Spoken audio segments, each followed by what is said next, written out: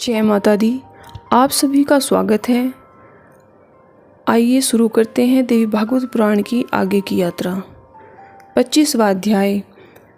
मरीचि आदि महर्षियों द्वारा भगवान शंकर का विवाह स्वीकृति का शुभ समाचार सुनाना, विवाह के लिए वैशाख शुक्ल पक्ष की पंचमी तिथि निश्चित होना, देवऋषि नारद द्वारा ब्रह्मादि देवताओं को विवाह का निमंत्रण देना। श्री महादेव जी बोले। गिरिराज का वचन सुनकर वे महर्षि प्रसन्नचित्त हो गए और भगवान शंकर के निकट चले गए। आए हुए उन महर्षियों को देखकर घबराए से वे भगवान शंकर पूछने लगे कि ऐश्वर्यशाली गिरिराज ने आप लोगों से क्या कहा है, वह मुझसे शीघ्र बताइए, विलंब मत कीजिए। ब्राह्मणों, वे अपनी पुत्री मुझे अपनी इच्छा से देंगे अथवा नहीं, इसे बताकर मेरे मन को शांत और सुस्थिर कीजिए। ऋषियों ने कहा, देवेश, गिरिराज भक्ति भाव से अपनी कन्या आपको प्रदान करेंगे, इसलिए अब आप चिंता न करें, शांतचित्त रहें। गिरिराज ने कहा है कि उत्तम मुहूर्त देखकर जब आपकी ओर से वार्ता उन्हें भेजी जाएगी तब विवाह होगा। श्री महादेव जी बोले।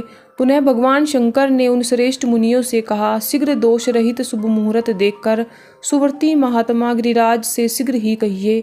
उनकी यह बात सुनकर मरीचि आदि तपोधन ऋषियों ने उनके विवाह का शुभ मुहूर्त निश्चित करके महेश्वर से कहा, वैशाख महीने में शुक्ल पक्ष की पंचमी तिथि को गुरुवार के दिन संतान वृद्धि के लिए आप विवाह करें।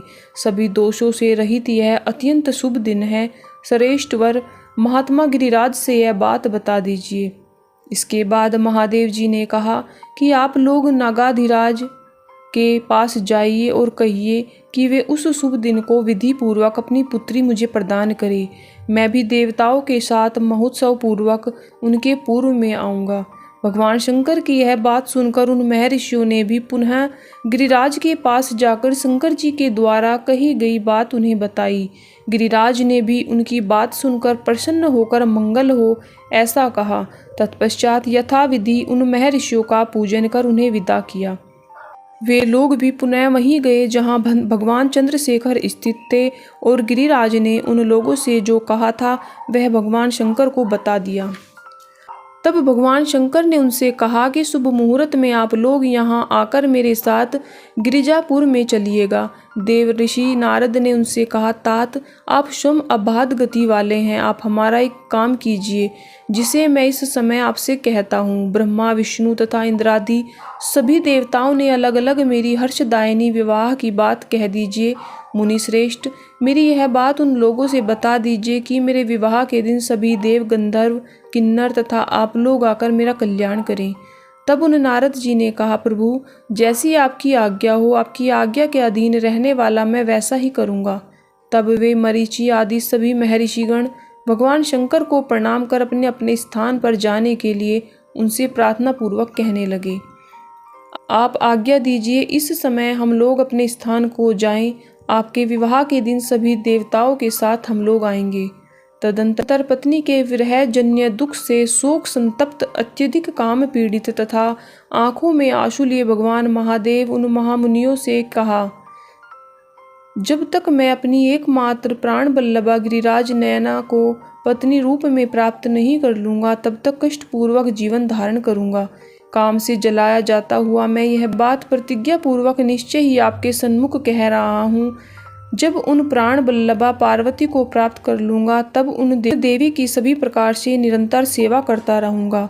कभी भी भूलकर जो उनको प्रिय नहीं है वैसा काम नहीं करूँगा। वे देवी जहाँ जाएंगी मैं भी वहाँ जाऊँगा। मैं उनके व्रत प्राण को कभी आधे क्षण के लिए भी नहीं छोड़ूंगा।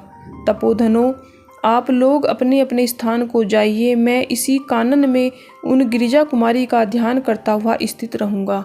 ऐसा कहकर भगवान शंकर ने उन मुनियों को विदा कर दिया। महामते, वे लोग भी उनको प्रणाम कर अपने अपने स्थान पर चले गए।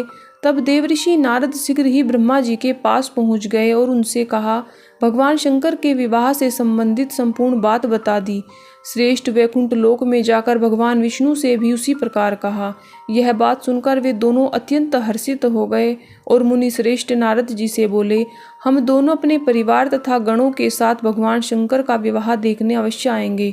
आप शीघ्र ही स्वर्गलोक में जाकर इंद्र से कह दीजिए कि वे सभी देवता, सिद्ध, चारण और किन्नरों के साथ उत्तम सहायता करने के लिए भगवान शंकर के इस विवाह में जाएं। तदनंतर उस नारद जी ने भगवान शंकर के विवाह संवाद तथा उसके संबंध में उन दोनों द्वारा कही गई बात इंद्र को बता दी।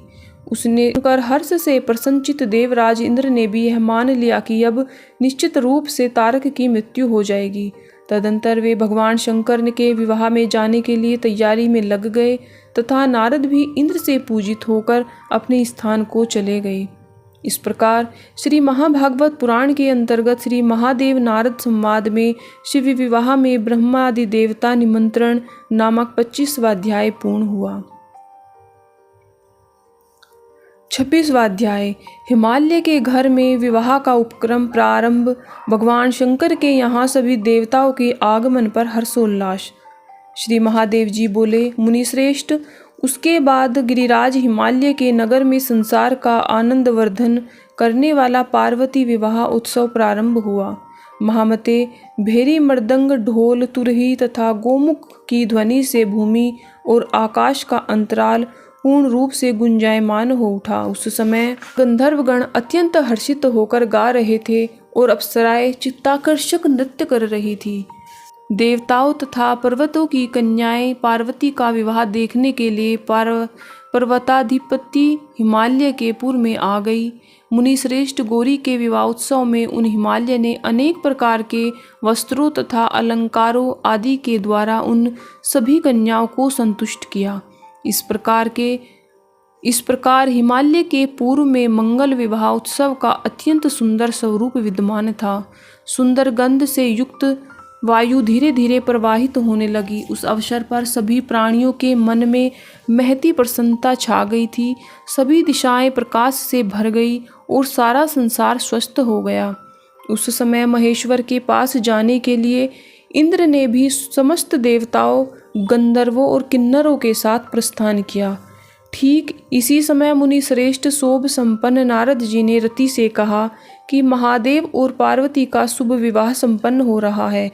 उसमें गंधर्वों, किन्नरों और नागों के साथ सभी देवता जा रहे हैं। तुम इस समय देवराज इंद्र के पास जाओ, विलंब मत करो। विवाह की प्रसन्नता से युक्त महेश के पास जाकर यदि वे देवता तुम्हारे पति के जीवन के लिए उनसे कहेंगे तो वे शिवजी निश्चित रूप से कामदेव को पुनः शरीर की प्राप्ति करा देंगे। ऐसा कहकर वे नारद जी मुनि शीघ्रतापूर्वक महेश्वर के पास चले गए और इधर रति भी अपने पति के जीवन के लिए प्रयत्नशील हो गई। अपने यहाँ आए नारद जी को देखकर महेश ने यह वचन कहा, तात आपका स्वागत है। इस समय जो भी कार्य करने योग्य हो उसे आप संपन्न करें।